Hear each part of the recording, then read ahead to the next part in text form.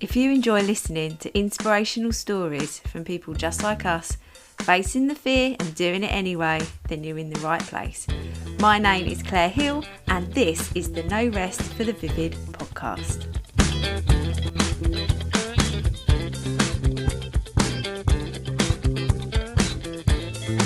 Hello, welcome to another episode of No Rest for the Vivid podcast with Claire Hill.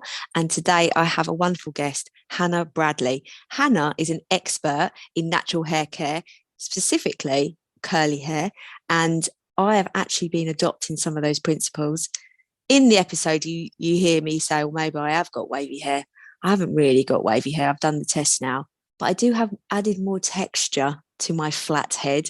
But we talk about the importance of why you should embrace your natural hair, whether it be wavy, straight, curly, afro, whatever your natural hair is, to embrace it, because that is part of you. It's your DNA. And Hannah tells the story of how she is transformed by just embracing her curly hair after decades of straightening it.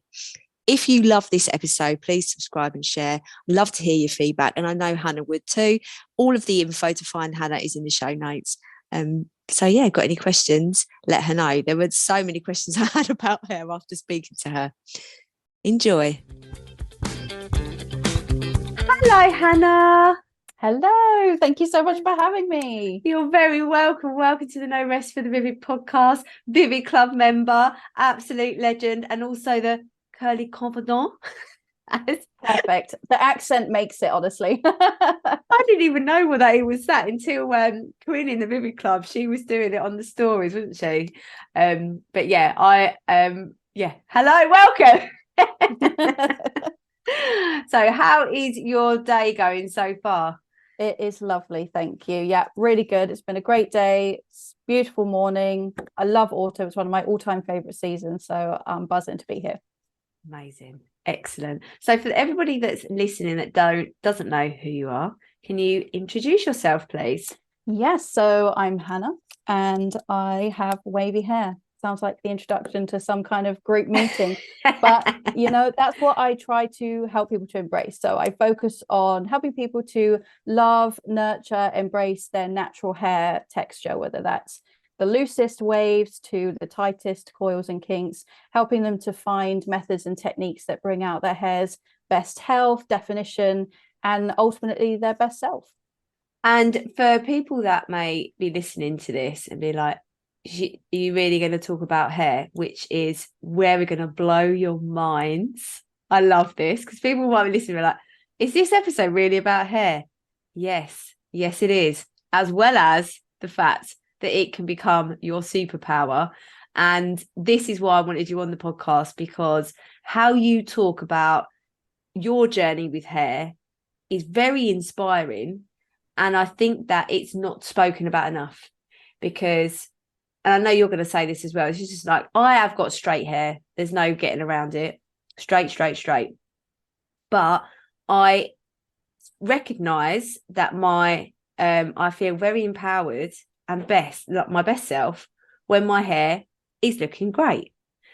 And, I'm sure we all do that. However, society has sort of forced people who have got curly hair into this box where they feel that it should be straight, instead of embracing and understanding what their hair is. And this is what you do. And before I let you carry on, because I'm just overtaken a little bit, you inspired me to start dyeing my hair dark again, because I was I need to embrace my hair. I am one of those people that was born with like black, brown hair, but didn't change, just dark hair, dark. And then I was like, I'm going blonde. For who? I need to embrace the fact that I should be dark. I love that.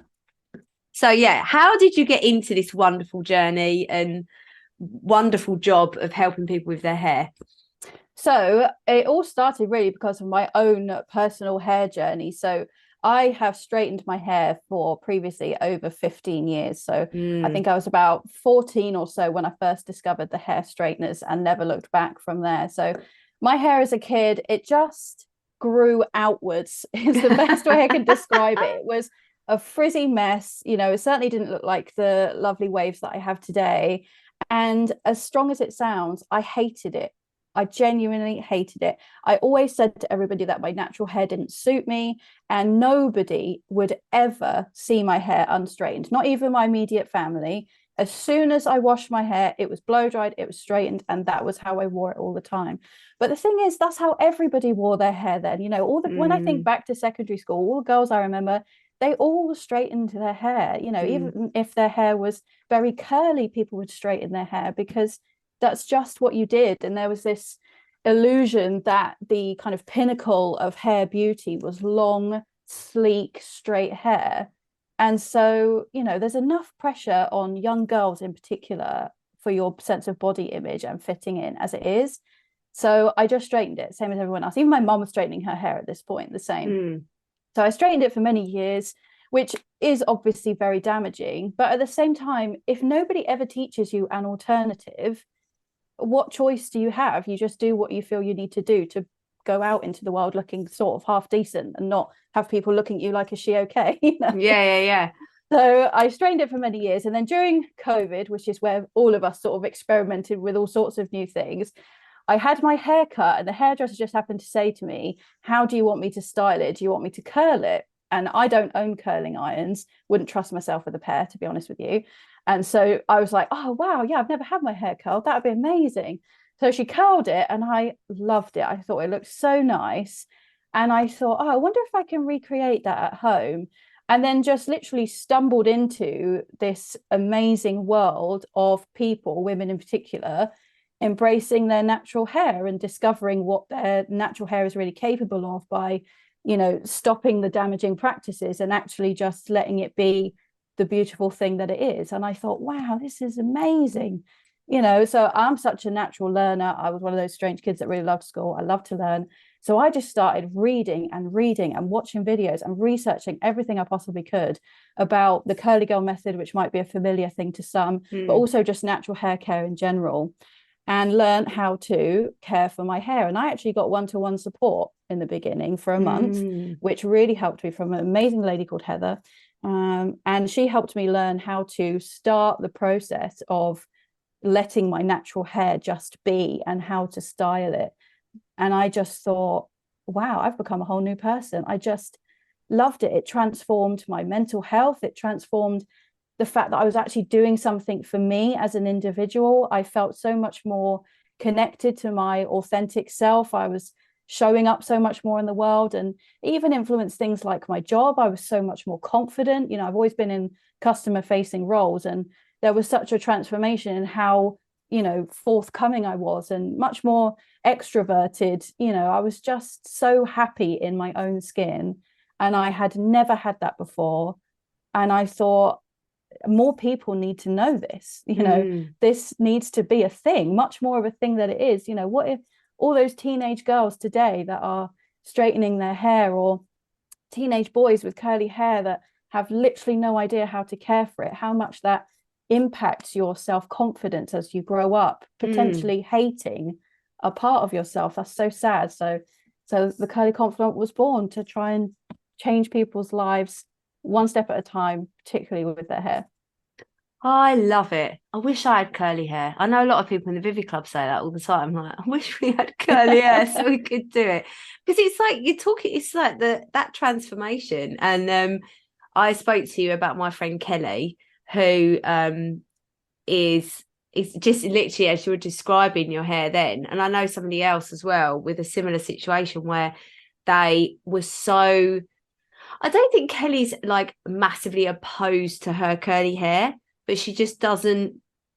I'm sorry, I'm talking for you, Kelly. But so she's literally just had a baby, and I've sent you over your profile over to her, because I'm like, when you're feeding in the middle of the night, check this girl out. But it's that kind of I remember going away with Kelly, and whenever we've been out on a night out, especially when we were younger, because as soon as you've got that Brazilian treatment and it sort of straightened your hair for you, and it was like, oh, I don't have to straighten my hair every day now because I've just got this Brazilian treatment, and I think it's called Brazilian treatment, and it sort of like coats your hair in something and then doesn't frizz and it's just straight. And I remember when she discovered this treatment, she was like, I don't have, like, literally, I can just wash my hair, dry it, and it takes like hardly any time. Before that, if we were going out anywhere, she would literally need to be getting ready 3 hours before, and she has to straighten it all. If any water got near it, or if it was she'd be sitting there still doing it, just straighten. And I was like, why don't you ever just see what your hair's like?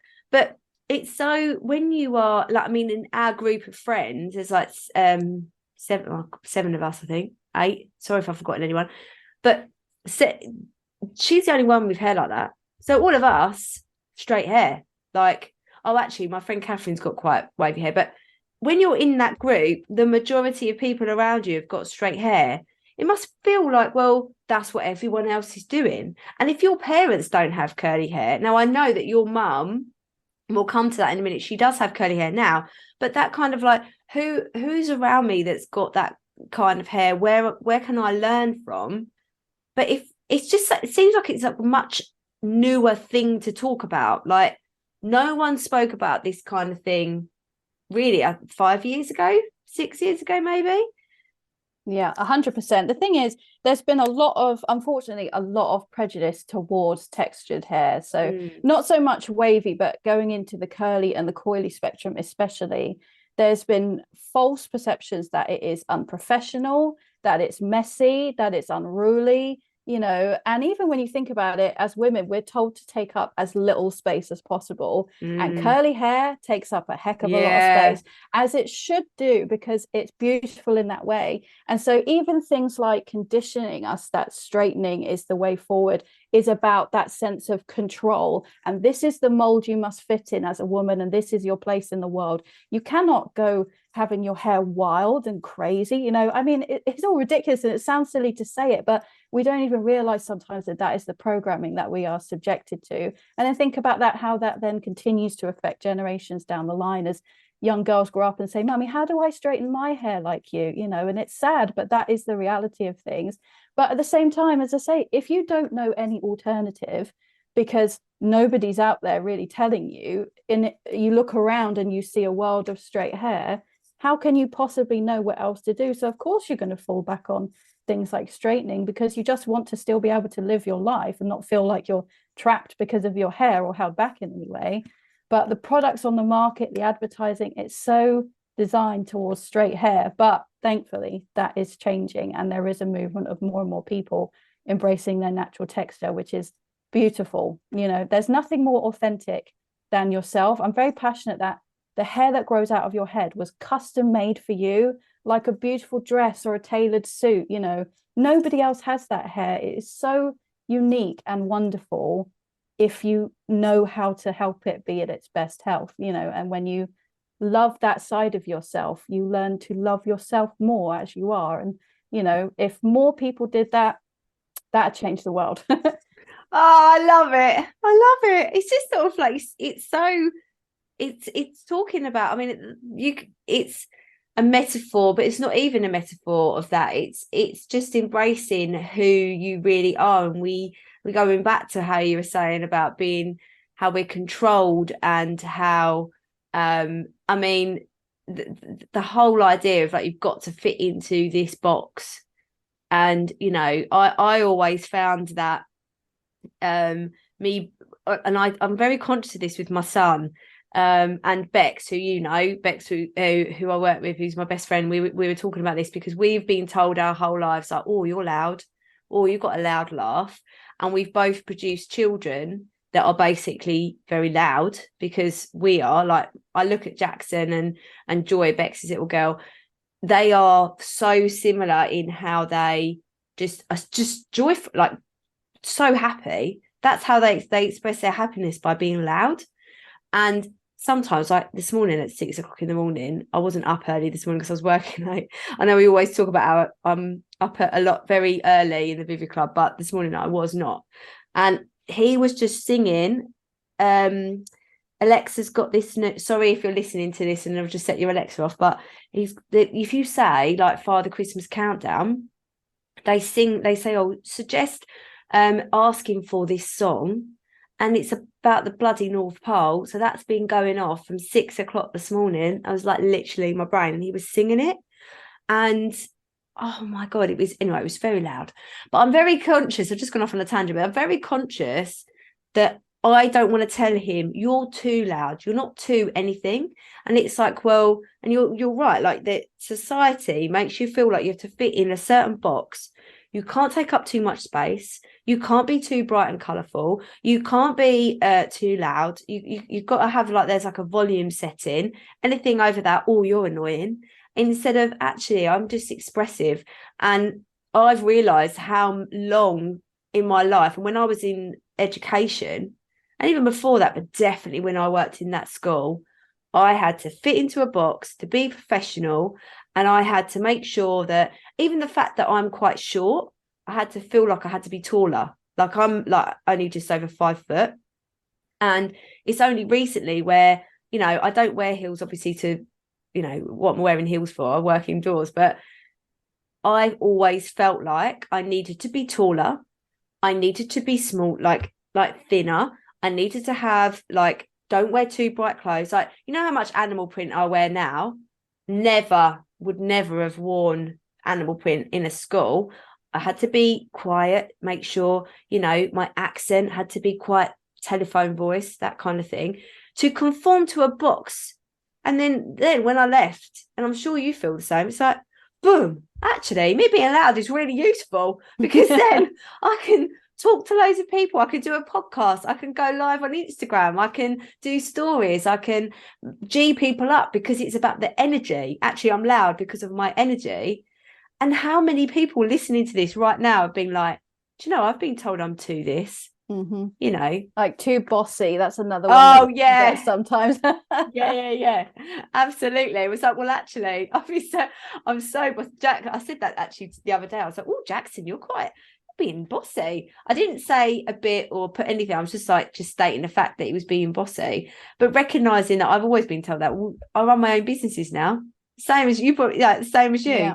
That anyone that was told they were bossy as a kid will end up being an entrepreneur. Or any kids right now, it's like, but that's not it seemed to be wrong, but actually just being yourself. Yeah, you were born 100%. to be. The thing is, that's how we're marketed to, though, isn't it? The entire commercial system is based on something being wrong with you, and I have the product or the technique or the treatment to fix that. There's constantly something wrong with us. Like, take frizz, for example. You hear the word frizz and instantly everybody's like, no, frizz, bad. Yeah. And that's kind of where straightening has come into a degree, because it eliminates frizz, or these keratin, like the Brazilian treatments you were saying. But the thing is, frizz is not inherently bad. Now, that's not to say we want to walk around with our entire hair frizzy, because that would indicate that our hair is out of balance and it's not healthy. But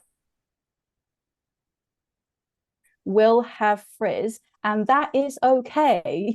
Things like that. You don't have to constantly seek out the next frizz fighting treatment. It just doesn't work like that, because ultimately you're forcing your hair to be something that it's not. In fact, frizz can be signs of new hair growth, and who doesn't love new hair growth? We want our hair to keep recycling and going through that natural hair growth cycle. So yeah. And I mean, men, on the flip side, curly haired men are just not advertised to at all. So whereas women are told there's something wrong with you and you need this to fix it, men are told, here's one product and you can use it on your armpits, your face, your body, your feet, your hair. It will do everything for you. And you can't be telling me that that's healthy and that that's going to bring out healthy hair or skin on your body, for that matter. No product can do all of those things. So poor curly haired men are just left in a world of either absolutely no products at all, or a world that's completely surrounded by pink and feminine marketing right now. So yeah, there's no happy medium, but the world is thankfully gradually changing as people realize that, funny enough, there's nothing wrong with you. Would you believe? You are beautiful and wonderful as you are. And as long as you keep yourself in a healthy balance, things like our diet, our exercise, and our hair, then great. You don't need all these things to fix these problems that don't exist. Yeah. Amplifying the strength-based approach, looking for all the good stuff before anything else. And doing that kind of approach, because what you're doing with your business is you're recognizing that actually your hair, I really believe that as a woman, and this is not for everybody, but definitely for me, my hair is a big deal to me. And I have, over the years, again, like I said to you, when we started, like I went a bit blonde, and actually I'm going dark again slowly, because that's how I was born. I was just very conscious of me as a little kid. On the wall I've got a photo of me, and it's literally like I've got the same hair color as I've got now. Like it's just a bit more grey now. But I've lost my thread now. Pooh, what was I saying? This happens sometimes. Hair color.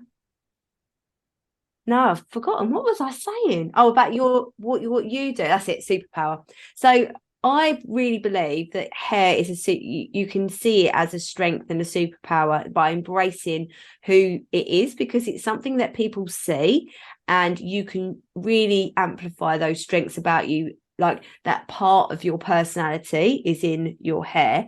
And over the years, like though I've maybe gone a bit blonde and gone dark and red and all of that, actually the length of hair for me has been an impact. And there was this bit about everyone having a bob and having their hair short, and then when I had Jackson, it was sort of like oh, you need to cut your hair because you're a mum now, like they pull your hair out if your hair's short. And I was like, no, I'm literally going to have long hair till the day I die, because I love having long hair. It's not for everyone, but it's recognizing that I was trying that even the length of your hair, people will try and conform and say, well, no, now you're a mum, you should have short hair. That just doesn't make any sense to me. No. You know what I mean? Like it's like the whole of, we're getting very political, I suppose, but that whole of society of controlling everything, that you can't just be you just can't be in the marketing, and I'm so glad that people like you've been amazing to start this business to help people embrace that side of them. And I'm so passionate about that work that you do, because it's something that people ignore. It's just not spoken about. So now for all of those people listening thinking, is this episode about hair? Now you realise why we're talking about it. It's such a big part of our day. The thing is, if you make an effort to pick out an outfit in the morning that's appropriate for what you're going to do that day, maybe a nice work outfit. And then you think about, if you're a woman, you might think about what makeup you want to put on. You think about what jewelry is going to go with that outfit. You think about what shoes are going to be practical. And you put in all that effort, and then you look in the mirror and you're not happy with your hair. If you're having what you perceive as a bad hair day, or your hair just doesn't feel like you, all that effort has gone to waste. Because as powerful as you feel in that outfit, if it's not a completed look, then part of you is going to feel insecure. You're going to feel like you need to tie your hair up, or you're going to be fiddling with your hair for the day. You're going to be self-conscious about it. Every time you go to the bathroom, you're going to look in the mirror and think, do I need to put water on it to fix it? Oh, can people see this piece of frizz or that piece of frizz? So our hair does play a big conscious part in our life. It's something that we should think about more. And that's not to say, of course, that everybody has to wear their hair natural, because likewise, if that's not for you, then don't. That's okay. People should wear their hair in a way that makes them happy. And if you're straightening your hair and that doesn't make you happy, something is wrong. And there are alternatives out there. That's why I want people to know that you don't have to feel stuck in that the way that you've always done things is how you have to continue doing them. There are other things that you can do. So do you remember the moment when you were like, I need to do this, like this needs to be my business? Can you remember the moment? Well, I'd love to say it was like a big transformation, but to be honest with you, it was much more gradual than that, in the sense of, I'd landed. So historically, I've been typically employed in kind of customer service, admin, PA sort of roles. And then I landed myself in a job that I really did not enjoy, and it was really impacting my mental health. And I thought, no job is worth that sacrifice at all. Your health always has to come first. So I left, even though I didn't have another job to go to, which was utterly terrifying. And I was looking around for a job, and the right thing wasn't wasn't making itself known. And it was my mum, really, actually, that happened to say to me, have you thought about doing hair as a business? Because by this point, I'd obviously been through my own transformation, and people had seen that at work and had been asking me. So I've been giving out lots of free advice, as you do. And I'd taken my mum through her own transformation as well, which was such a gift and a pleasure to give that back to her. And so, but because I was employed, I never really thought about it as a business, you know, it didn't even cross my mind. Like, I'm in typical employment, I'm in a steady job. That's what people do. You don't just break that mold, especially not because it was like, it's all uncertain times and we all need to stay where we are and don't move and don't do anything too drastic or too different. But leaving my job was quite drastic and different. And then I thought, do you know what? Actually, that's a really good idea. And it doesn't take a huge amount of outlay. You know, it's not like I had to buy loads of products or anything. So I just did it literally in one day. I designed my business, made my website, made all my training literature. I was like, bam, here we go, Hannah, let's just give this a try. And then I set up all my social media and everything and just completely started from ground zero. And in the space of a week, really, from there, the business idea, it really started to formulate of how I wanted the Curly Confidant to look. And since then, it's just continued to grow. You know, every week I think, oh, I could do this and I could do that. And, you know, in the future, I could become this and become that. And, you know, the business could grow to the point where even it franchises maybe, or, you know, I'm an authority figure in the world of curly hair and I'm on interviews or I'm doing magazines or, you know, even talking on world stages. You know, there's a curly hair conference that happens in America, for example, you know. So I just see that there is so much potential for this, not just for me, but think about on that journey, how many people will have had their lives transformed by discovering who they truly are through their hair, you know. And then all the people that they help, when those people step into their authentic self and they become maybe more confident, more outgoing, or just embracing more who they are, they influence their children. Maybe they talk to a co-worker at work, maybe they're more outgoing to support someone at a bus stop that's having a bad day. You never know where those effects are going to roll onto. So I'm so grateful to my mum that she just happened to say that one day. And that then in typical me fashion, I am very much go hard or go home. If I'm going to do something, I do it to absolute death. So I did it all in that one day. And then just here we are. It's been a roller coaster since then, but joyful, a little bit terrifying, to be honest with you, a little bit like I'm not 100% sure what I'm doing, but I wouldn't change it for the world. I just love it now. I couldn't imagine going back to employment. I'm so excited for where the journey's going to take me. And it's only been 4 months now. Yes. I love it. You just reeled off all those dreams. We've been talking a lot about like the Vivid Club, haven't we? About like, you know, what are your dreams? And actually the way you've just spoken about them, they're so inspiring. And yeah, I just love it. I love the energy you've got for your business and that you are all or nothing. And I think that it's accepted. And of course, running the business is terrifying. There is, you know, and again, I've spoken about this in the Vivid Club. If you were a normal guest, you are a normal guest. What I mean is, if you weren't a Vivid Club member, I wouldn't be saying these bits because you wouldn't, you know. But I've done videos, haven't I, recently about accepting that this is the terrifying part, isn't a bad part. It's just the part, and not judging those periods of it. But when you are talking about the business, there is, you know, it's very inspiring. And not anybody that's not spoken about or not thought about their hair in that way, or their, you know, anything about them, maybe I don't know, maybe they've always, you know, it's about maybe not even wearing makeup.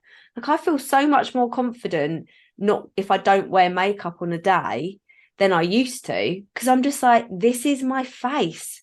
Why am I apologizing for my face? It just like it seems so silly when you say it like that, doesn't it? Like, somebody once said to me, you know, that if you think about all the things you say to yourself, would you say that to a small child? Not necessarily just your child, but any child, you know. So if you're saying to yourself, I'm so ugly, my hair is so frizzy, my hair is so messy, my skin is so wrinkly, oh, I hate the way my eyes are, I hate the shape of my nose, oh, I'm so fat, I hate the shape of my thighs and the way they rub together. Would you look at a small child and say to that little girl in front of you, you're so fat, your eyes are so ugly, I can't believe they're that color, look at your hair, it's disgusting? We would never dream of saying that to a child. But why do you say it to yourself, who, you know, you have to live with yourself your entire life? So if you wouldn't say it to someone else, don't say it to yourself. And that was so impactful. Actually, that was one of the things that's really stuck with me. And I try to visualize that now, because we all have negative speech now and again.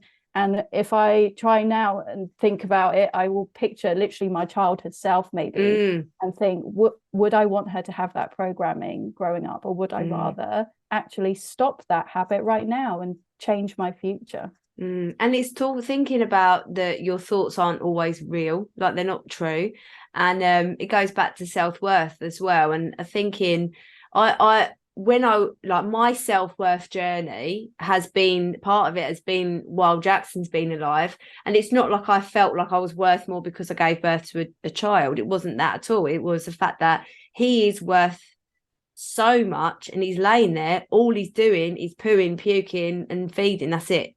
But he's worth so much. He's not contributing with any value, really. Like a baby just lays there, and as a parent you're like, oh my god, it's so beautiful. But when I looked at him, it was like, well, where does that worth go? If you're worth so much as a child, when you contribute nothing basically to the, like where people find worth in doing stuff for others or being a certain way, when you've got a child, they're just who they are and they are still worth so much. Where does that worth go? When you get to the point of view of us, where we're running our businesses, and I know a lot of people that listen to this podcast, and I know, Vivid Club members, you'll be listening to this, that we question our worth and our way moving forward and whether we can do something. We question whether we're any good at it. We talk about the imposter syndrome and the bastard in the corner and everything. And we accept that negative speech. Like you said, we think, well, if I'm thinking that must be true. I must not be able to do this. I'm not worth as much as the next person, that comparisonitis sort of thing. But where did the worth go?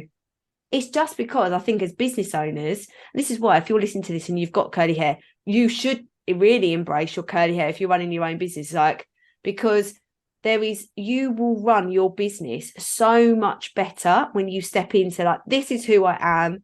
I'm authentic. That is, who I want to be. And I am worth, if I don't make money this month, I'm still worth the same amount. It doesn't mean you're worth more or less. You're just still worth something. You're just still worth that child that you were. But all of these things that the society says to us, sorry, I'm going off on a monologue, aren't I? But all of these things where society sort of strays us, makes us believe we are worth less because we've got curly hair, because we're loud, because we want to wear bold colours, because we're short, whatever. It's the marketing side of things. It's like, in the Vivica, we're talking about trauma informed approach, strength-based approach, and invisible assets and all of that, blah, blah, blah. Imagine if marketing, if ads and the whole of that kind of thing literally focused on the strengths of people, I reckon they'd make 10 times more money. Yeah, but that'll be the day. That'll be the day. I'd love to reset the entire marketing world from our little podcast here. And you know what? But the thing is, it's podcasts like this, it's conversations like this, it's movements like this that ultimately can make that happen.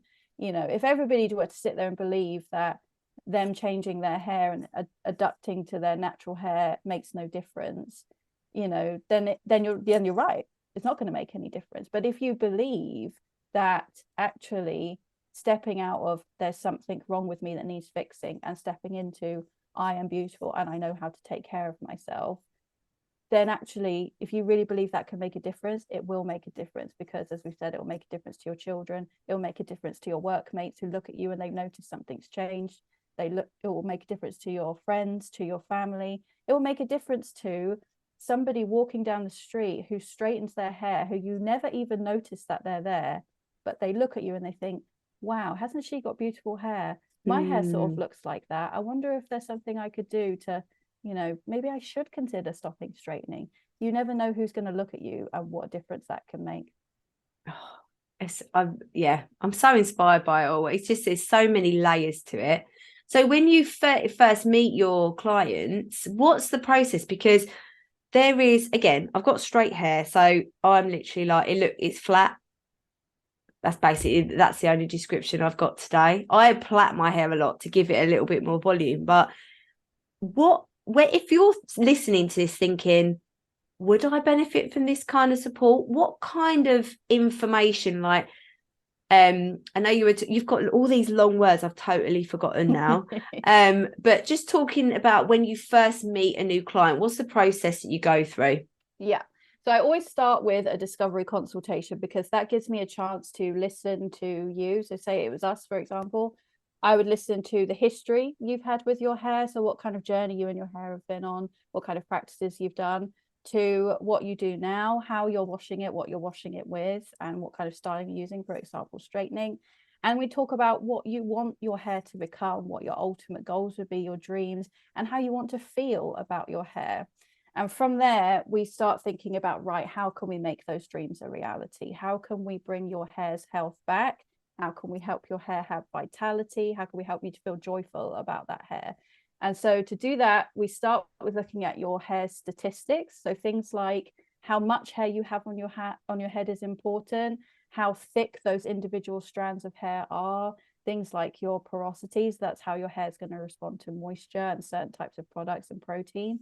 And then a generalization of what your curl pattern is. I'm very much not a fan of kind of pigeonholing people into a box, because we all have different types of hair throughout our head. But just kind of generally, are you wavy, are you curly, are you coily? And from there, I will recommend the best products that balance your hair's current statistics, your goals and dreams of what you want your hair to become, and also what's feasible. Because, you know, you might look at an influencer online whose hair routine is, you know, they're using 6 different products, and then they're spending hours styling, drying, diffusing. If you haven't got the time for that, what's the point of me recommending it to you? Because you're not going to do it. You know, and likewise, you know, sometimes people will style their hair upside down, but you might not be able to do that. That doesn't mean that you can't look after your hair just because you can't style it upside down. So we talk about things like your circumstances and your budget, because curly hair care, again, it doesn't have to be expensive. Sometimes you get what you pay for, sometimes you don't. You really don't. You just stick the word curly on something and suddenly the price goes up. So we balance all of those, and then we work together on how to use those products to bring out the best from your hair for a month.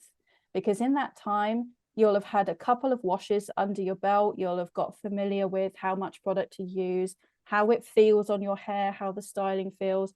And you can ask me, you know, the smallest of questions to the biggest of questions. And also, I think people need a lot of, you know, you need somebody there to advocate for you, because your hair's not magically going to go from heat damaged, split ends, frizzy, straightened, to beautiful curls. You know, it just doesn't happen that way. It's not fair to expect that from your hair. You're potentially undoing 10, 20, 30, 40 years worth of damage. That's not going to happen in one wash, and it's certainly not going to happen in a month either. But having somebody there, working with somebody one-to-one like myself, they can keep bigging you up and supporting you and telling you you're doing the right thing and just keep going, and, you know, let's tweak this, let's change that. But they help you to not give up on that journey, you know, a bit like what you do for supporting business owners. Having somebody there one-to-one makes a huge difference. And then at the end of that month, I always make sure I leave people with a plan so that they can have that lifetime of hair happiness if that's what they choose. You know, I'm very much about teach a man to fish rather than give a man a fish. So I'm not just going to tell you what to do with no explanation. It's important to me that you understand every step of the process, why we're doing what we're doing, why that particular product has been recommended, so that you're empowered with that knowledge for the rest of your life. And that way, as your hair changes, you know, menopausal hair changes, postpartum hair changes, particularly for women, we experience a lot of hormonal change with our hair. You are prepared to ride that wave because you have the knowledge and the empowerment of understanding your own hair. What if you are listening to this and you think, I've always thought I've got a bit of wavy hair, but how do I know if I have got wavy hair? Like, is there a way for anybody listening to see if they have the potential to have curly hair? You know, like some people aren't quite sure. 100%. So the first thing I would say is, if you think you have wavy hair, you probably do. Okay. naturally straight hair is the rarest hair type there is. It is Oh, very unusual to have naturally straight hair. You know, even the smallest bit of kink, you know, like a gentle S kind of wave, is a wave, and it needs special care. Other ways you can tell are if your hair will hold a curl. So if you've ever had your hair curled or used curling tongs and your hair will hold that curl potentially for a couple of days, that's an indication that your hair has potential to curl, because naturally straight hair, you know, I've got beloved friends who have naturally straight hair and their hair will not hold shape, let yeah. me I'm just tell you. thinking of my friend Serena. Oh my God. I've tried. No way. Yeah, No it way her just hair will won't, it hold a, just no. drops out. Yeah, Exactly. literally straight away. Yeah, so that's naturally straight hair. Whereas if your hair will hold a curl quite well, actually that's indicative that maybe you do in fact have wavy hair. Mm. You can also do things like, oh, you can think about how it responds to water. So if you go out in the rain and your hair starts to gradually grow outwards and frizz a little bit, that is an indication of wavy hair, because naturally straight hair is straight. So when it gets wet, it's not going to go anywhere. It's not going Yeah. to change. It's No, just straight. you can see my hair. I have not straightened this. I've got that's layer. That's nothing. Like I have got the straightest hair. Well, maybe tiny bit there. That's it. I've just dried my hair up like with a hairdryer. I've not even used a brush really. But then naturally straight hair, let's remember, is also beautiful in its own Oh way. So yes, absolutely, naturally absolutely. straight hair actually tends to be, it's very easy to keep healthy naturally straight hair, Mm, because the natural oils that our scalp produces, which are important for our scalp's microbiome, are, it's so much easier for them to travel down straight hair because it's just a straight line. So the oil just goes whoop, all the way down your hair. Whereas ah, curly hair, the reason, one of the main reasons why it needs different care is because if you think about that oil trying to travel down a straight line versus a ringlet, maybe it takes so much longer and it's much more difficult for that oil to travel down that ringlet. So curly hair has a greater propensity to be dry, let alone the fact that then when it's dry, it's probably going to be frizzy if you're not using, you know, the right products to moisturize it. So then you think, oh no, it's frizzy. Then you use the wrong products on it or you straighten it. That makes it more dry. Then you kind of end up in this self-perpetuating cycle of dry hair. But that's why the whole principle of curly hair care exists in the first place, because it has much more of a tendency to be dry. But yes, if you mm, think you have wavy hair, you probably do. You can also do a test wash actually to see if you have wavy hair. So you can try some of the principles of bringing out a curl in the, for example, the curly girl method. So if you're listening and you want to give this a try, wash and condition your hair the same as you usually would. You know, I don't recommend investing in new products just for a test. Wash and condition your hair same as you usually would. Rinse out that conditioner. Leave a little bit of the conditioner on again. So that once you've rinsed, pop a small amount of conditioner on just through the lengths and ends of your hair. Don't worry about the scalp. And then squish your hair up. So like take the ends of your hair in your hands and squish it up towards your scalp. And then if you can, if you have a microfiber towel or something like that, pop your hair in that microfiber towel or a cotton towel, or you can even use a t-shirt or a pillowcase, and then leave your hair in that and it will kind of concertina your hair on top of your head. And then go about your day as you usually would. You know, you might put your creams on or whatever after you shower. And do then you after, brush? Do you brush it before you put it no, in? No brush, right? no. Okay. Well, I mean, if you brush your hair wet in the shower, that's fine. Although please be gentle because wet hair is very fragile. So if you're going to Mm, brush your hair in the shower, don't yank your brush through your hair. Always, in fact, whenever you're brushing, dry hair or wet hair, always start from the ends mm, and work your way up, because otherwise you're going to come across a knot and you're going to yank and yank and yank, and that's just going to mm, cause breakage. And guess what? Breakage equals frizz. So then we end up in mm, another self-perpetuating cycle of frizz. So if you want to, you can detangle with your fingers is a good way to start, because our fingertips obviously are very, very sensitive. So they can pick up on even the smallest of knots and kind of work them out in a much more gentle way. So if you want to detangle with your fingers, then you can run a brush through and obviously pick up on any areas that maybe your fingers have missed. Pop your conditioner in to leave it on. Pop your hair in a towel or a t-shirt or something like that after you've squished it. And then go about, finish your shower routine, take your hair out the towel and just leave it. If you have a mm, diffuser and you know how to use it, by all means, but if most people don't, so just leave it. Don't blow dry it, because if you blow dry it, you're going to blow those, you know, nice clumps, those kind of waves are just going to get obliterated. You know, if you put the air mm, on it where it started to group together in a natural wave and then you put air on it, it's just going to go poof, and it's going to frizz everywhere. Yet another mm. bad practice that leads to frizz. So just leave it to air dry, maybe on a weekend when you have a little bit more time, and see if your hair holds that shape and it creates a wave. surprise, surprise, you have wavy hair and you have potential to bring out that wave even more. If you have naturally straight hair, your hair just won't hold it. The weight of the water is just going to bring your hair back straight, because that's naturally what your hair is inclined to do. It just won't hold the shape. But if it has a little Oh, less, do you know, ta-da. Hannah, I'm going to do a test because now I've said I've got naturally straight hair.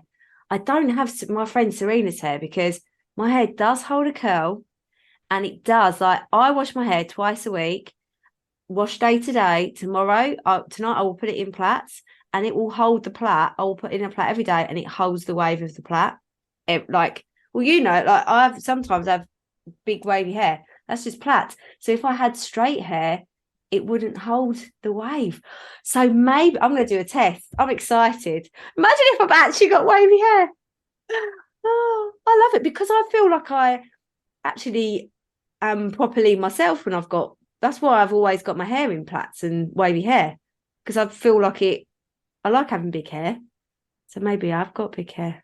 The thing is, because so many, hair products and things are overloaded with things like silicones, or maybe they have really harsh sulfates in, which are very drying, they make it, if you have really ringlet hair, that's not going anywhere unless you straighten it. It doesn't matter what products you use on it. It may not be its best, but you're still going to see that your hair is curly. Whereas if you're down the wavy spectrum, the curl is so much gentler and it's much more fragile, in the sense of it's much more likely to be influenced by things like the environment or the wrong products. So if you're using products that are overloaded with things like silicones, which are just fillers, by the way, they're not necessary. You're paying for fillers. If it's overloaded with the wrong ingredients, that already very, very gentle S, which is fragile, is just going to get weighed down. And so you're going to think that it's not there. But actually, if you did the right things and used the right products, maybe it is. But to be honest, those hair care practices go for everyone. Whether you have straight hair, even if you have naturally straight hair, it's still important to use products that are gentle because of the sake of your scalp. So one of my top tips for today, if you ever want to invest in anything for your hair, is a scalp massager. They are amazing. They encourage the blood flow to go to your scalp, which brings all those lovely nutrients that your hair needs to grow and thrive. And also, they're just a really nice pamper treatment for yourself. So you use it when you're putting your shampoo on and you massage it in for a few minutes. Lush. Turns your shower or your bath into a proper pamper experience. And it's just really good practice to do anyway. I love this. I'm really excited to. I wish I'd not washed my hair today now. So I've been like, I want to test it because when I went to Thailand with Kelly. Actually, Kelly's getting lots of mention today. But when I went to Thailand, and Serena's Thai anyway. Yeah, Serena is half Thai, so you can imagine like that's how straight her hair is. But when we went to Thailand, I said to Dan, and Jackson was only a little baby, and I was like, oh, maybe having a baby, like my hair's gone all wavy because I just let it, because it's Thailand, you don't put hair dry on, and my hair was wavy, but maybe it is wavy, and the posh word you use about the moisture, it affected it. There you go. There you you have go. had an awakening moment today.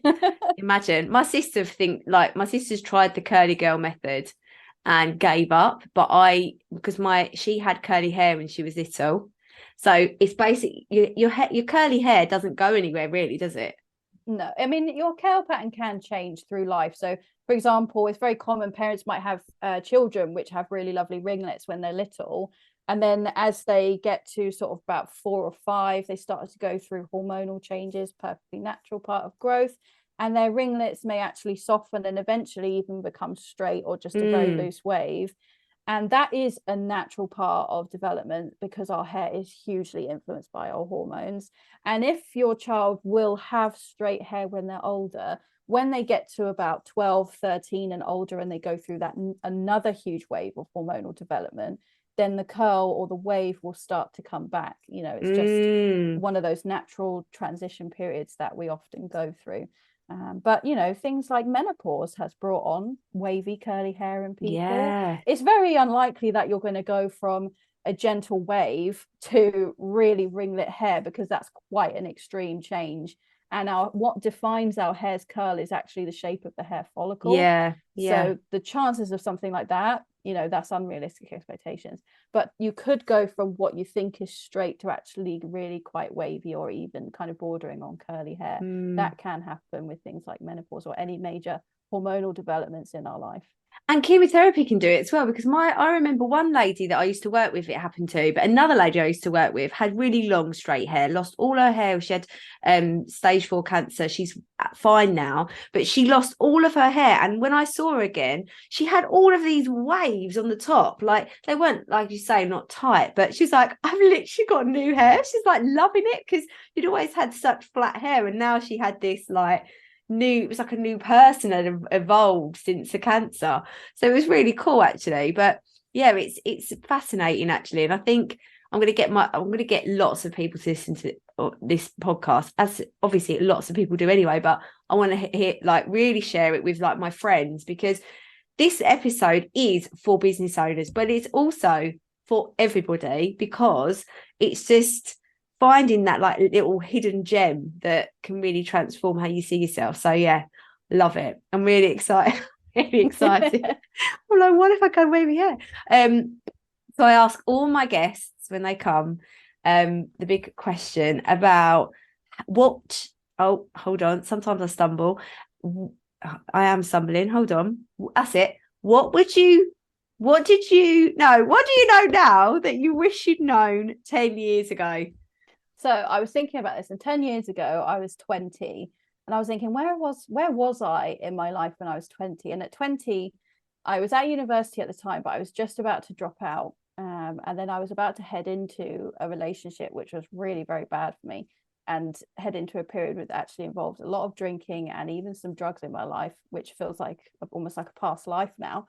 But it was a really tough time. And I think if I could go back and tell myself anything before I entered that time, is that, you know, you are about to enter one of the hardest moments of your life, but it's okay. You know, you are a strong person, and you are going to come out the other side of this. You know, you are going to break those addictions. You're going to free yourself from that relationship. You're going to turn your life around. You're going to become a business owner, because you are a bloody strong woman. Okay. And it's going to feel at times like you're not, and that you can't do it, but 100% you can. And sometimes I think I need to tell myself that now today, let alone when I was 20 years old. Literally just saying that. That's what needs to be written on that board behind you. Yeah. So that's, I think, what I would tell her. I think, you know, when I think about her now, I'm so proud of the fact that she managed to go through some actually really friggin' difficult stuff that you shouldn't have to go through at 21 or 22. But I'm grateful that I did go through it, because it's taught me so many life lessons, and really it formed me into the person that I am now. And I'm also grateful that I have those experiences to share with others, because you never know, I might meet somebody who's entering a similar period of whether they're struggling with addiction, they're struggling with a difficult relationship, or they're struggling with their mental health, or who they are and who they want to be. I have that experience to draw on now. Or if I have a daughter, I have that experience to draw on to be able to share with others, you know. So as much as it can feel really rubbish when we're going through it ourselves, I think remembering what that could mean for somebody else and transforming somebody's life so they don't have to get to that point can be really powerful. Yeah, sometimes you just need to remember you're exactly where you need to be, even if it sucks ass, but exactly where you need to be. Thank you so much, Hannah. Honestly, I'm so grateful that I get to talk to you all the time, because you're very inspiring, and I am looking forward to bigging you up big time over the next God knows how long that you're going to be in my life. And you are just absolutely amazing. And thank you so much for sharing so much today. If anybody was like, oh, hold on a minute, I think I need a bit of Hannah's brain in my life, where can people find you?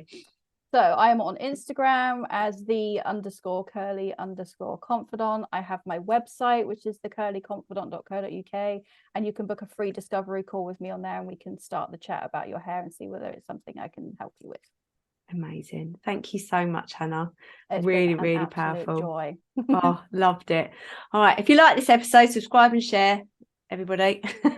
Thanks so much, Hannah. See you later. See ya. Bye. Bye. Thank you so much for listening to the No Rest for the Vivid podcast, written, produced and hosted by Claire Hill, and music has been composed by my brother Phil Vick.